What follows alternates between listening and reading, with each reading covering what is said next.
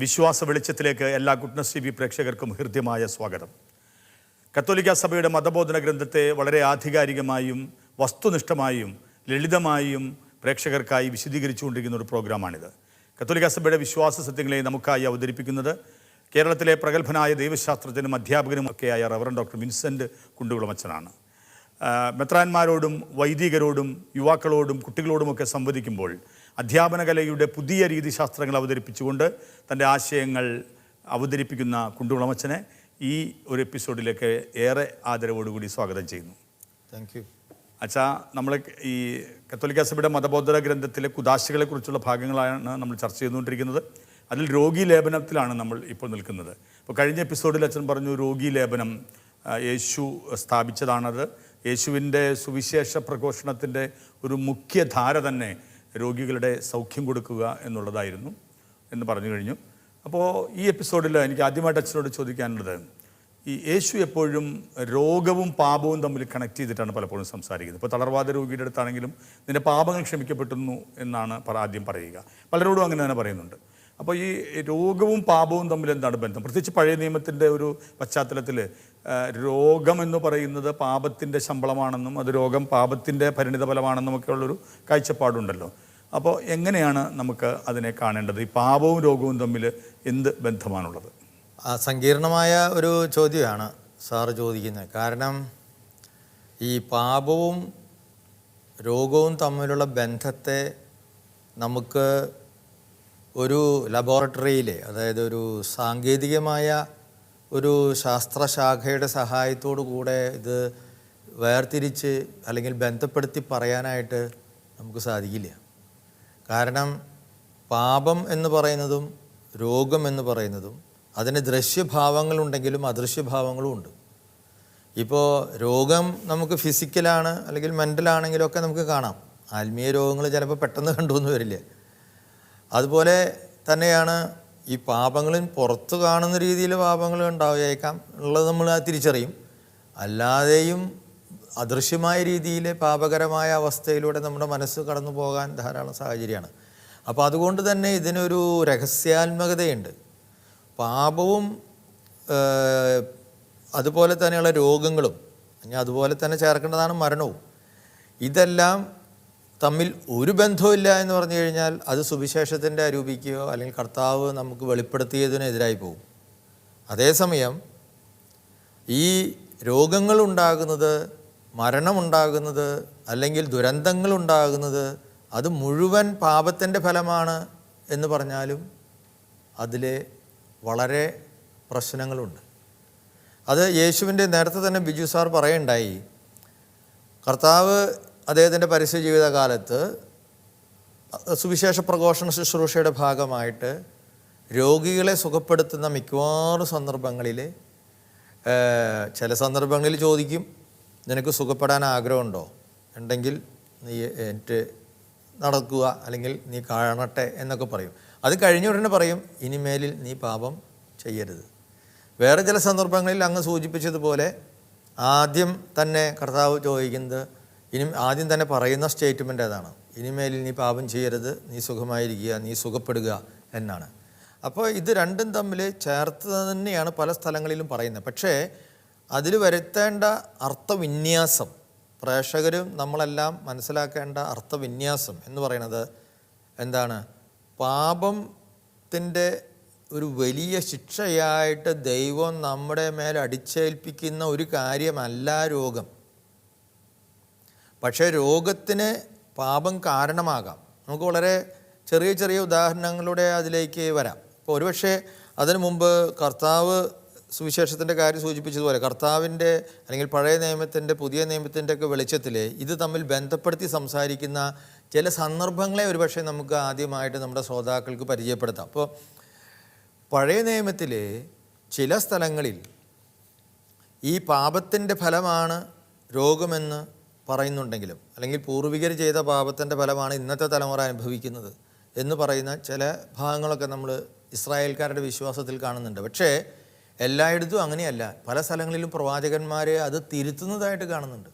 ഇപ്പോൾ ജെറമിയ പ്രവാചകൻ്റെ പുസ്തകത്തിൽ 31-ാം അധ്യായം 29-ാം വാക്യം ഞാൻ ഒന്ന് ശ്രദ്ധയിൽപ്പെടുത്തുകയാണ്. ഇസ്രായേലിൻ്റെ ദൈവമായ സൈന്യങ്ങളുടെ കർത്താവ് അരുൾ ചെയ്യുന്നു എന്ന് പറഞ്ഞ് തുടങ്ങുന്ന ഭാഗമാണ്. യൂദയാദേശത്തും അതിലെ പട്ടണങ്ങളവർക്ക് വീണ്ടും ഞാൻ ഐശ്വര്യം വരുത്തുമ്പോൾ എന്ന് പറഞ്ഞ് തുടങ്ങിയിട്ട് പറയുകയാണ്. ഒരു വളരെ ശ്രദ്ധിക്കപ്പെടേണ്ട ഒരു വാചകമാണ്. അതിലെ 29-ാമത്തെ വാക്യം എന്താണ്? കർത്താവ് അരുൾ ചെയ്യുന്നു, പിതാക്കന്മാർ പച്ചമുന്തിരിങ്ങ തിന്നു മക്കളുടെ പല്ല് പുളിച്ചു എന്ന് ആ നാളുകളിൽ അവർ പറയുകയില്ല. പിതാക്കന്മാർ പച്ചമുന്തിരി വെച്ചാൽ പല്ല് പുളിക്കുമല്ലോ. അതുകൊണ്ടാണ് കുട്ടികൾ ഈ അവരുടെ പല്ല് പുളിക്കുന്നത്. പുളിക്കുന്ന പല്ലോടുകൂടെ ഒരു കുഞ്ഞ് ഉണ്ടാകുന്നത് അവരുടെ പിതാക്കന്മാർ പച്ചമുന്തിരിങ്ങ കഴിച്ചതുകൊണ്ട് അവരുടെ പല്ല് പുളിച്ചു പോയതുകൊണ്ടാണ് എന്ന് പറയുകയില്ല എന്ന് പറഞ്ഞാൽ അത് കാണിക്കുന്നത് ഈ നേരത്തെ ഞാൻ സൂചിപ്പിച്ച കാര്യമാണ്. പിതാക്കന്മാർ ചെയ്ത പാപത്തിൻ്റെ ഒരു ഫലം കൊണ്ടാണ് ഈ പുതിയ തലമുറയിൽ ഇന്ന ദുരന്തങ്ങൾ സംഭവിക്കുന്നത് എന്ന് കർത്താവ് ഈശോ മിശിഹ ഒരിക്കലും പൂർണ്ണമായ തൃപ്തിയോ ഒരു സമവാക്യമായിട്ട് പറഞ്ഞിട്ടില്ല എന്ന് മാത്രമല്ല അതിനെതിരായിട്ട് പറഞ്ഞിട്ടുണ്ട്. ഇപ്പം നമ്മൾ സുവിശേഷത്തിലേക്ക് നമ്മൾ കടന്നു വരുമ്പോൾ ധാരാളം കാര്യങ്ങൾ നമ്മൾ കാണുന്നുണ്ട്, അങ്ങനത്തെ സന്ദർഭങ്ങൾ. അതുകൂടി നമ്മുടെ ഓഡിയൻസ് അറിഞ്ഞിരിക്കേണ്ടതാണ്. ഉദാഹരണം യോഹന്നാൻ്റെ സുവിശേഷത്തിലെ 9-ാം അധ്യായത്തിലെ 1 മുതൽ 3 വരെയുള്ള ഒരു ഭാഗം. അവിടെ ജന്മന അന്ധനായ ഒരുവനെ കാണിച്ചുകൊണ്ട് അവർ ഫരിസേയരൊക്കെ ചോദിക്കുന്നുണ്ട്, ഇവൻ എന്തുകൊണ്ടാണ് ഇങ്ങനെ ജന്മന അന്ധനായി ജനിച്ചത്? മാതാപിതാക്കന്മാരുടെ പാപം മൂലമാണോ എന്ന് കർത്താവിനോട് ചോദിക്കുന്നുണ്ട്. അപ്പോൾ കർത്താവ് അതിന് പറയുന്ന മറുപടി നേരെ ആണ് അല്ല എന്നൊന്നുമല്ല, ദൈവിക ശക്തി ഇവനിൽ പ്രകടമാകാൻ വേണ്ടി ഇവൻ ആണ് ഇത് സംഭവിച്ചിട്ടുള്ളത്. അപ്പോഴും നമ്മൾ മുമ്പൊരു എപ്പിസോഡിൽ പറഞ്ഞതുപോലെ ദൈവത്തിൻ്റെ രക്ഷാകര പ്രവർത്തനത്തിൻ്റെ അല്ലെങ്കിൽ പരസ്യ സുവിശേഷ പ്രഘോഷണത്തിൻ്റെ ദൈവരാജ്യത്തെക്കുറിച്ചുള്ള സാന്നിധ്യം വന്നു എന്ന് പറയുന്നതിൻ്റെ ഒക്കെ ആ ദൈവപുത്രനാണെന്നുള്ള കാര്യം തെളിയിക്കുന്നതിൻ്റെയൊക്കെ ഒരു ഭാഗമായിട്ടാണ് പലപ്പോഴും ദൈവത്തിൻ്റെ ശക്തി പ്രകടമാകാൻ വേണ്ടി. കർത്താവ് നേരിട്ട് പറയുന്നില്ല അവൻ്റെ മാതാപിതാക്കൾ ചെയ്ത പാപം കൊണ്ടാണ് ഇവനെ ജന്മന അന്ധനായി ജനിച്ചത് എന്ന് പറയുന്നില്ല. യോഹന്നാൻ്റെ സുവിശേഷത്തിൽ 5-ാം അധ്യായം 14-ാം വാക്യത്തിൽ ബെത്സൈദ കുളത്തിലെ ഒരു 32 കൊല്ലമായിട്ട് ഒരു മനുഷ്യൻ അവിടെ കിടന്നിരുന്നു, എന്നെ ഇറക്കാൻ ആളില്ല എന്നൊക്കെ പറഞ്ഞു കൊടുക്കുന്ന നമ്മൾ ഭാഗങ്ങൾ ഇഷ്ടം പോലെ സുവിശേഷങ്ങളിൽ നമ്മൾ കേട്ടിട്ടുള്ളതാണ്, പ്രസംഗങ്ങളിലൊക്കെ. അപ്പോൾ അവിടെ ആ പരാമർശങ്ങളിൽ യോഹന്നാൻ്റെ സുവിശേഷത്തിൽ പറയുന്നുണ്ട്, കൂടുതൽ മോശമായത് സംഭവിക്കാതിരിക്കാൻ നിങ്ങളും പാപം ചെയ്യരുത് എന്നാണ് പറയുന്നത്. അതായത് അവരും ചോദിക്കുന്നുണ്ട് ഈ മനുഷ്യൻ ഇങ്ങനെയൊക്കെ ആയത് എന്തുകൊണ്ടാണ്. ലൂക്കായുടെ സുവിശേഷത്തിൽ 2 സംഭവങ്ങളാണ് പറയുന്നത്. 13-ാം അധ്യായത്തിൽ 1 മുതൽ 5 വരെയുള്ള ഭാഗങ്ങളിൽ ഒന്ന് പറയുന്നുണ്ട്, ഹെറോദോസ് അർപ്പിച്ച ബലികളിൽ മനുഷ്യരക്തം കലർത്തിയിരുന്നു. അതായത് ചില അങ്ങനെയുള്ള ഹൂതികൾ നടത്തിയിട്ടുണ്ട്. അപ്പോൾ അത് അവർ കുറ്റക്കാരായതുകൊണ്ടാണോ അങ്ങനെ അവരെ കൊന്നത്? അതിൻ്റെ തൊട്ട് താഴെ പറയുകയാണ്, സീലായിലെ ഗോപുരം ഇടിഞ്ഞു വീണിട്ട് 18 പേര് മരിച്ചു. അപ്പോൾ അത് ഇവരുടെ കുഴപ്പം കൊണ്ടാണോ? അപ്പോൾ കർത്താവ് അപ്പോഴൊക്കെ പറയുന്നത് ജെറുസലേമിൽ ജീവിച്ചിരുന്നവരെക്കാൾ കൂടുതൽ കുറ്റമൊന്നും ഇവർ ചെയ്തിട്ടില്ല. എപ്പോഴും കർത്താവ് ഈശോ മിശിഹ പാപവും ഈ രോഗവും അല്ലെങ്കിൽ ദുരന്തവും മരണവും തമ്മിൽ ഒരു ക്വാസാലിറ്റി എന്ന് പറയും ഇംഗ്ലീഷിൽ. അതായത് കാരണമാകുന്നത് പോലെ, നിമിത്തമാകുന്നത് പോലെ, അത് ഇതിൻ്റെ കാരണമാണ് എന്ന് പറയുന്നത് പോലെ പറയുന്നില്ല. പക്ഷേ ഇത് തമ്മിൽ യാതൊരു ബന്ധവുമില്ല എന്ന് പറയുന്ന ഒരു രീതിയിലല്ല കർത്താവ് സംസാരിക്കുന്നത്. അപ്പോൾ ഇതിൽ നിന്ന് നമ്മൾ പഠിക്കുന്ന ഒരു കാര്യം, അതിനപ്പുറത്തുള്ള എന്തിലേക്കോ ആണ് കർത്താവ് അവരെ എപ്പോഴും നയിക്കുന്നത്. ഈ രോഗം എന്നുള്ള ആ അവസ്ഥ ഒരുപക്ഷെ അവരുടെ മാനസാന്തരത്തിൻ്റെ, കുറേ കൂടി ദൈവത്തെങ്കിലേക്ക് അടുക്കേണ്ടതിൻ്റെ, ഇനി പാപം ചെയ്യാതെ ജീവിക്കേണ്ടതിൻ്റെ ഒക്കെ ഒരു അർത്ഥത്തിലേക്കാണ് അത് കൊണ്ടുവരുന്നത്. മാനസാന്തരത്തിലേക്കുള്ള ഒരു ആഹ്വാനമായിട്ടാണ് ഈ രോഗ അവസ്ഥയെ കർത്താവ് കാണുന്നത്. അത് എനിക്ക് തോന്നുന്നു വ്യക്തമായി എന്ന് എനിക്ക് തോന്നുവാണ്. അപ്പോൾ രോഗങ്ങൾ വരുന്നത് പാപത്തിൻ്റെ ശിക്ഷയായിട്ട് ദൈവം അവൻ്റെ ഒരാളുടെ മേൽ, ഒരു വ്യക്തിയുടെ മേൽ, ഒരു സമൂഹത്തിൻ്റെ മേൽ അയക്കുന്നതാണ് എന്ന് തീർച്ച പറയാനുള്ള തെളിവുകളൊന്നും നമുക്ക് കാണുന്നില്ല. മാത്രമല്ല അച്ഛൻ പറഞ്ഞ പോലെ കർത്താവ് പറയുന്നത് വ്യക്തമായിട്ട് പറയുന്നുണ്ടല്ലോ, ഇവൻ അന്ധനായിരിക്കുന്നത് ഇവൻ്റെ മാതാപിതാക്കളുടെ പാപം കൊണ്ടല്ല, പ്രത്യുത ദൈവത്തിൻ്റെ പ്രവൃത്തി ഇവനിൽ നിറവേറാനാണ്. എന്നിട്ട് അവനെ അന്ധത മാറ്റുന്ന ഒരു പ്രവൃത്തിയാണ്. എനിക്ക് പലപ്പോഴും തോന്നുന്നുണ്ട് ഈ അൽഫോൻസാമ്മ ഈ സഹനം വരുമ്പോൾ പലപ്പോഴും മഠത്തിലേക്ക് തന്നെ പലരും പറഞ്ഞിട്ടുണ്ട് ഇവളുടെ എന്തോ പാപം കൊണ്ടാണ് ഇതെന്നൊക്കെയുള്ള ഒരു സൂചനയുണ്ട്. പക്ഷേ ദൈവത്തിൻ്റെ പ്രവൃത്തി അവളിൽ നിറവേറുന്നത് ഈ സഹനത്തെ പുതിയൊരു തലത്തിൽ കാണുകയും അത് ജനങ്ങൾക്ക് പഠിപ്പിക്കുകയും ചെയ്തു എന്നുള്ള ഒരു ദൈവത്തിൻ്റെ പ്രവൃത്തിയായിരിക്കാം ഒരു പക്ഷേ അൽഫോൻസാമയിൽ നിന്ന് ദൈവം പ്രതീക്ഷിച്ചതും.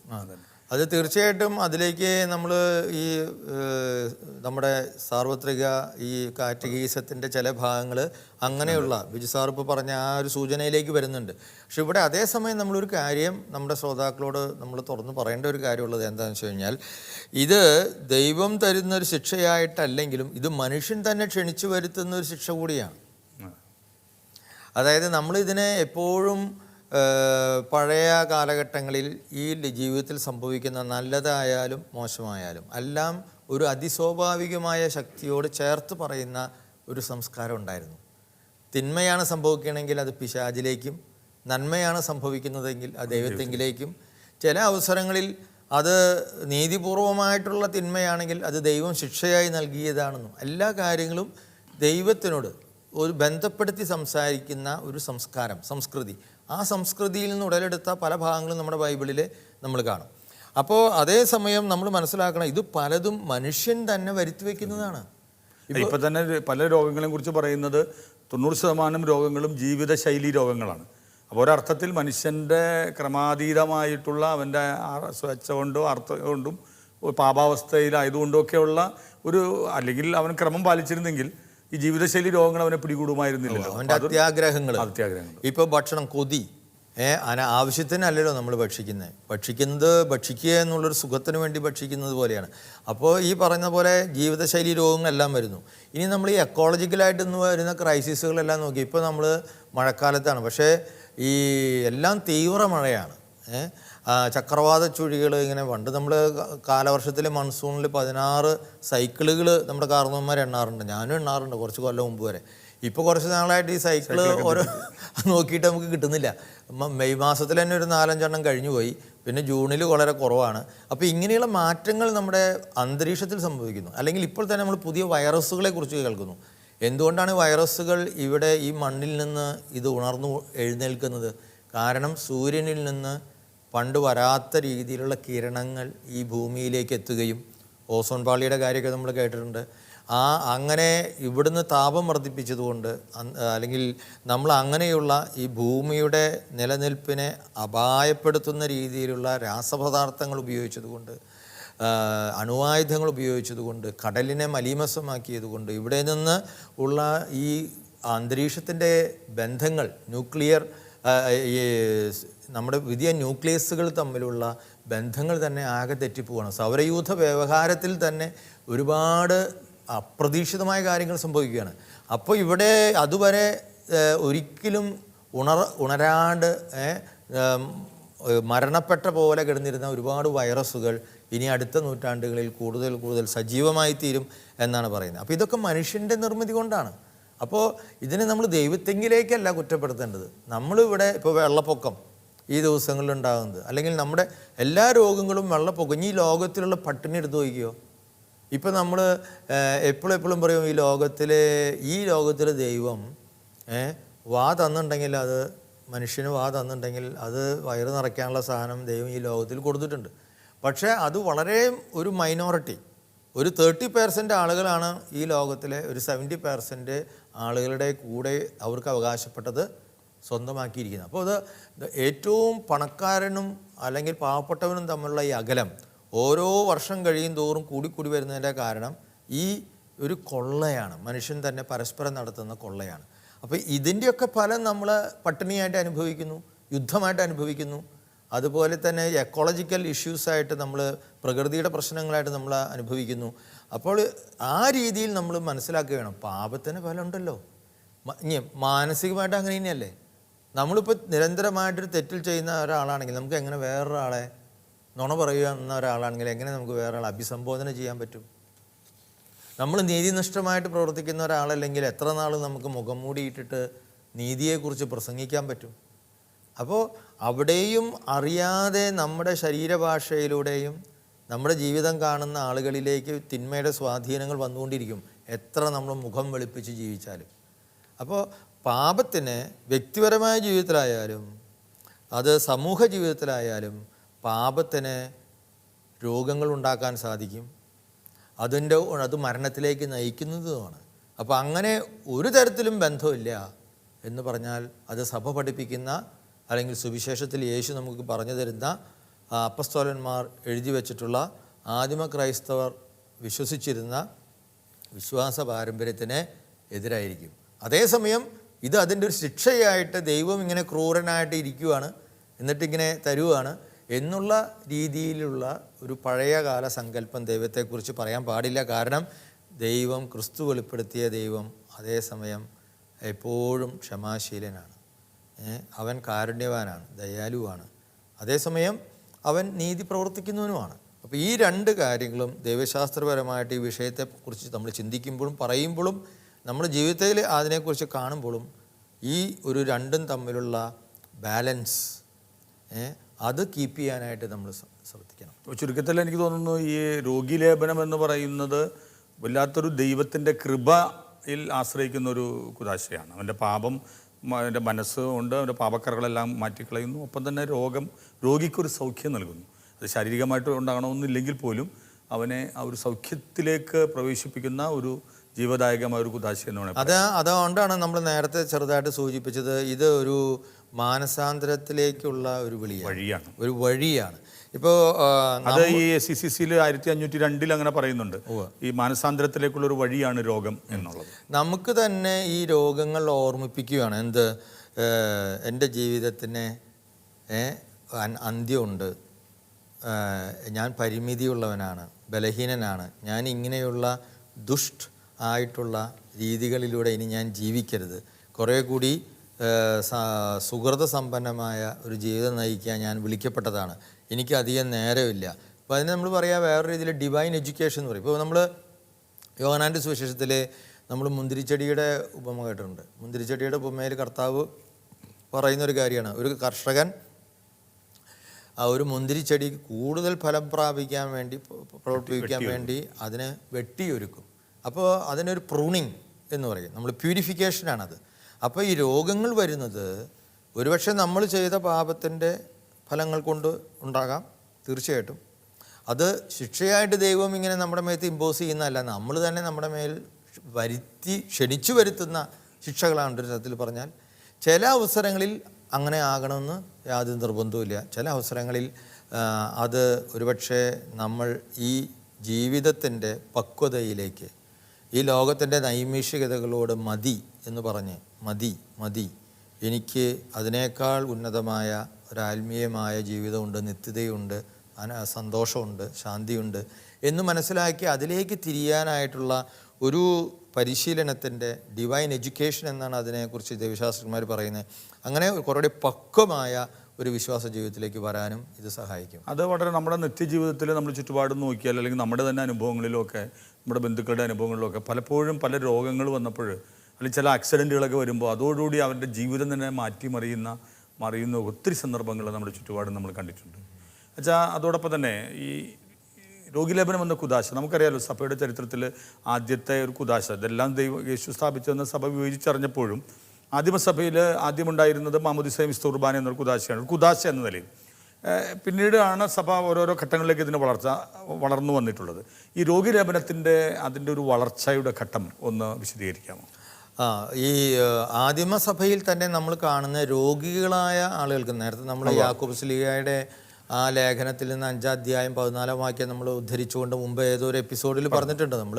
അതായത് നിങ്ങളിൽ ആരെങ്കിലും രോഗികളുണ്ടെങ്കിൽ അവൻ ജനത്തിലെ വിശ്വാസ പ്രമാണികളെ, അതായത് പുരോഹിതന്മാരെ വിളിക്കട്ടെ എന്നൊക്കെ പറഞ്ഞിട്ട് തൈലം ഉണ്ടാകും. അപ്പോൾ ഈ തൈലം കൊണ്ട് അഭിഷേകം ചെയ്യുന്ന ഒരു രീതി രോഗികളെ, അങ്ങനെ തൈലം കൊണ്ട് അഭിഷേകം, വെറും തൈലല്ല, അത് ഈ പരിശുദ്ധാത്മാവിൻ്റെ അഭിഷേകമായിട്ട് കരുതപ്പെടുന്ന മൂറോൻ എന്നൊക്കെ നമ്മൾ പറയുന്ന അവർ വേണ്ടപ്പെട്ട മെത്രാനോ, അന്ന് മെത്രാന്മാരാണ് ആദ്യം തൈലങ്ങളൊക്കെ ആശ്രയിച്ചിരുന്നത്.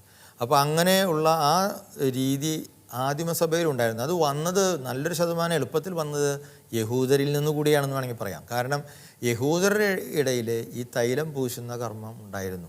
നമ്മൾ തന്നെ പഴയ നിയമത്തിൽ രാജാക്കന്മാരെ വാഴിക്കുമ്പോഴും പ്രവാചകൻ എല്ലായിടത്തും നമ്മൾ കാണുന്നുണ്ട്. തൈലം എന്ന് പറയുന്നത് ഒരു സുഗന്ധവസ്തു മാത്രമല്ല, അത് വിശുദ്ധീകരിക്കുന്ന ഒരു കാര്യമാണ്, അഭിഷേകത്തിൻ്റെ ഒരു സൂചനയാണ്. അപ്പോൾ അങ്ങനെയുള്ള ഒരു യഹൂദ പാരമ്പര്യത്തിൽ നിന്ന് രോഗികളായ ക്രിസ്ത്യാനികൾ, ആ യഹൂദരിൽ നിന്ന് ക്രിസ്ത്യാനികളായ അവർ വളരെ പെട്ടെന്ന് അത് ചെയ്യാനാണ്. പിന്നെ ഈ ആദിമ നൂറ്റാണ്ടിലെ നമ്മൾ പഠിക്കുമ്പോൾ മനസ്സിലാകുന്ന അൽമായരും വാസ്തവത്തിൽ രോഗീലേപനം കൊടുത്തിരുന്നു. കാരണം അന്ന് അത്ര ഇതൊരു വ്യവസ്ഥാപിതമായ കൂദാശയായിട്ടില്ല. പക്ഷേ അപ്പോഴൊരു കാര്യമുണ്ട്, ഈ തൈലം അത് മെത്രാനോ വൈദികനോ പരികർമ്മം ചെയ്തത് ആയിരിക്കണം. ഇപ്പോൾ ഞാൻ സീറോ മലബാർ സഭ ഇവിടുത്തെ ഒരു പ്രധാനപ്പെട്ട സഭയാണല്ലോ. അപ്പോൾ ഈ ഓറിയൻ്റൽ സഭയിൽ സീറോ മലബാർ സഭയുടെ പാരമ്പര്യങ്ങൾ നമ്മൾ വായിച്ചു പോകുമ്പോൾ കാണുന്നത്, പണ്ട് ഈ തൈലത്തിനൊക്കെ മുമ്പ്, അതായത് പോർച്ചുഗീസുകാരൊക്കെ വരുന്നതിന് വളരെ മുമ്പ് ഇവിടെ ചെയ്തിരുന്നത് മദ്രാസിൽ നിന്ന്, അതായത് ഈ തോമാസ്ലിയയുടെ ഖബറിടത്തിൽ നിന്ന് ഇച്ചിരി മണ്ണ് കൊണ്ടുവന്നിട്ട് ഇവിടെ കുറച്ച് വെള്ളം ചേർത്ത് അത് കൊണ്ട് രോഗികളെ ഈ ലേപനം ചെയ്യുന്നൊരു ചടങ്ങുണ്ടായിരുന്നു, രോഗത്തിൽ നിന്ന് രക്ഷ നേടാനായിട്ട്. ചിലപ്പോൾ ആ അവസരത്തിൽ ആ വെള്ളം അവർക്ക് കുടിക്കാനും കൊടുക്കുമായിരുന്നു. അപ്പോൾ നമ്മൾ കാണുന്നത് ഒരുപക്ഷെ ഈ യൂറോമൻ സഭയിൽ നിന്നൊക്കെ യൂറോപ്പിൽ നിന്ന് ഒത്തിരി അകലെ കിടക്കുന്ന നമ്മുടെ ഈ കേരളത്തിലെ അന്ന് അറിയപ്പെടാതെ കിടന്നിരുന്ന ഈ കൊച്ചു സഭയിൽ പോലും ഈ തൈല അഭിഷേകത്തിന് തുല്യമായിട്ടുള്ള അവരുടെ അപ്പസ്തോല സുവിശേഷകൻ എന്ന് അവർ വിശ്വസിക്കുന്ന ആളുടെ കബറിടത്തിൽ നിന്ന് കൊണ്ടുവന്ന ഒരു തൈലം പോലെ തന്നെയാണ് അവരത് കണക്കാക്കിയിരുന്നത്. 8-ാം നൂറ്റാണ്ടോടു കൂടിയാണ് ഈ അൽമായര് ഈ ഇത് കൊടുക്കുന്ന കാര്യം നിർത്തുകയും പിന്നീട് ഇത് മധ്യദശകങ്ങളിൽ എന്ത് സംഭവിച്ചെന്ന് വെച്ച് കഴിഞ്ഞാൽ ഇതൊരു കൂദാശയുടെ എല്ലാ ഭാവങ്ങളോടും കൂടെ, അടയാളങ്ങളോടും അതിൻ്റെ പ്രാർത്ഥനകളോടും അതിലെ വിവിധ റീത്തുകളോടും കൂടെ അത് വളരെ വ്യവസ്ഥാപിതമാവുകയും ചെയ്തു. അപ്പോൾ അത് മെത്രാനോ അല്ലെങ്കിൽ പുരോഹിതരോ ചെയ്യുന്ന ഒരു കാര്യമായിട്ട് മാറി. അത് കഴിഞ്ഞ് ട്രെൻഡ് കൗൺസിൽ കഴിഞ്ഞിട്ട് ഏതാണ്ട് വത്തിക്കാൻ കൗൺസിൽ വരുമ്പോൾ, വത്തിക്കാൻ കൗൺസിൽ നമ്മൾ 1962-65 കാലഘട്ടമാണല്ലോ, അതിലേക്ക് അടുക്കും തോറും മാറ്റങ്ങൾ വരികയുണ്ടായി. പിന്നീട് എന്തുണ്ടായെന്ന് വെച്ചാൽ പണ്ടൊക്കെ വളരെയധികം ശരീരത്തിൻ്റെ മിക്കവാറും ഭാഗങ്ങളിൽ തൈലം പൂശുമായിരുന്നു എന്ന് പറയണേ. പിന്നീട് അത് ഈ വത്തിക്കാൻ കൗൺസിലൊക്കെ വന്നപ്പോൾ അതോടുകൂടെ 5 ഭാഗങ്ങളിൽ നിന്നാണ് അതുവരെ കുറേ പേര് ചെയ്തിരുന്നത്. കണ്ണ്, മൂക്ക്, എല്ലാ ശരീരത്തിൻ്റെ കാലിൻ്റെ പാദങ്ങളിലെ, കയ്യിൻ്റെ ഉള്ളം കയ്യിൽ, അങ്ങനെയല്ല ചെവിയിൽ, മൂക്കിൽ, കണ്ണിലില്ല. ഈ രോഗിലേപന ശുശ്രൂഷ പരികർമ്മം ചെയ്യുന്ന ആ രീതികളെക്കുറിച്ച് നമ്മൾ മറ്റൊരു എപ്പിസോഡിൽ നമുക്ക് പറയാനായിട്ട് അവസരം ഉണ്ടാവും. എങ്കിലും ഞാനൊരു കാര്യം പറയാം, അതിൻ്റെ ക്രമങ്ങളെക്കുറിച്ച് വൈവിധ്യങ്ങൾ നമ്മൾ കാണും. ഇപ്പോൾ സഭയിൽ തന്നെ 10-23 റീത്തുകളുണ്ട്. പക്ഷേ അപ്പോൾ ആ ഓരോ റീത്തിൽ തന്നെ ചിലപ്പോൾ പ്രാദേശികമായിട്ടൊക്കെ, പക്ഷേ ഇതിൽ ഏറ്റവും പ്രധാനപ്പെട്ട കാര്യം ഒരു മീഡിയ നിൽക്കുകയാണെങ്കിൽ പറയണത് മിക്കവാറും 5 ഇന്ദ്രിയങ്ങളിൽ കൂടുതൽ ആരും ഇന്ന് ഈ ലേപനം നടത്തുന്നതായിട്ട് കണ്ടില്ല. പണ്ട് ശരീരത്തിൻ്റെ എല്ലാ ഭാഗങ്ങളിലും അതുപോലെ മൊത്തം 28 ഭാഗങ്ങൾ അങ്ങനെയൊക്കെ പറയുന്നൊരു ട്രഡീഷൻ ഉണ്ടായിരുന്നു. പക്ഷേ ഇന്ന് പല റീത്തുകളിലും അത് ഈ നമ്മൾ നേരത്തെ സൂചിപ്പിച്ചതുപോലെ നെറ്റിയിലും കയ്യിലുമായിട്ട് ചുരുക്കുന്നുണ്ട്. പിന്നെ അത് ആ രോഗിയുടെ അവസ്ഥയും തമ്മിൽ നമ്മൾ ബന്ധപ്പെടുത്തി വേണം ചിന്തിക്കാൻ. കാരണം ഒരുപക്ഷെ ICUയിൽ കിടക്കുന്ന അങ്ങനെയൊക്കെയുള്ളൊരു സിറ്റുവേഷനിലാണ്, അപകടമുള്ളൊരു അവസരത്തിലാണെങ്കിൽ ഒരുപക്ഷെ നമുക്ക് അങ്ങനെ ഒരു അപ്രോച്ചബിലിറ്റി അതിൽ ഉണ്ടാകുകയില്ല. അപ്പോൾ ഇത് വളരെ ഐക്യരൂപ്യം ആ കാര്യത്തിലുണ്ട് എന്ന് നമ്മൾ ഒരുപക്ഷെ ചിന്തിക്കാതിരിക്കുകയായിരിക്കും നല്ലത്. പക്ഷേ പ്രധാനപ്പെട്ടത് പരിശുദ്ധാത്മാവിൻ്റെ തൈലാഭിഷേകം ആ ആൾക്ക് കിട്ടുക എന്നുള്ളതാണ് പ്രധാനപ്പെട്ടത്. അപ്പോൾ വളരെ നന്ദി വെച്ചാൽ നമുക്ക് ഈ എപ്പിസോഡ് അവസാനിപ്പിക്കാനായിട്ട് സമയമായിരിക്കുന്നു. എന്തായാലും രോഗീലേപനത്തിൻ്റെ ഈ ഒരു ചില വിശദമായ വശങ്ങൾ നമ്മുടെ പ്രേക്ഷകർക്കായിട്ട് വളരെ മനോഹരമായിട്ട് അവതരിപ്പിച്ചു. വളരെ നന്ദി. പാപവും രോഗവും തമ്മിൽ ബന്ധമുണ്ടോ എന്നുള്ളത് എക്കാലത്തെയും വലിയ ചർച്ചയാണ്.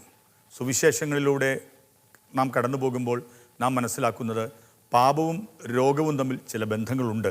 എങ്കിലും പാപത്തിൻ്റെ ദൈവം നൽകുന്ന ശിക്ഷയല്ല രോഗം എന്ന് ക്രിസ്തുനാഥൻ വളരെ വ്യക്തമായിട്ട് പറയുന്നുണ്ട്. അപ്പോൾ ഇവ തമ്മിൽ വിവേചിച്ചറിയുകയും ഓരോ രോഗാവസ്ഥയും നമുക്ക് മാനസാന്തരത്തിനുള്ള ഒരു വഴിയായി കണ്ട് പുതിയ ജീവിതത്തിലേക്ക് അത് നയിക്കുകയും ചെയ്യുമ്പോൾ രോഗിലേപനം എന്ന കുദാശയ്ക്ക് പുതിയ അർത്ഥമുണ്ടാകുന്നു. അടുത്ത എപ്പിസോഡിൽ നമുക്ക് വീണ്ടും കണ്ടുമുട്ടാം. അതുവരെയും എല്ലാവർക്കും നന്ദി, നമസ്കാരം.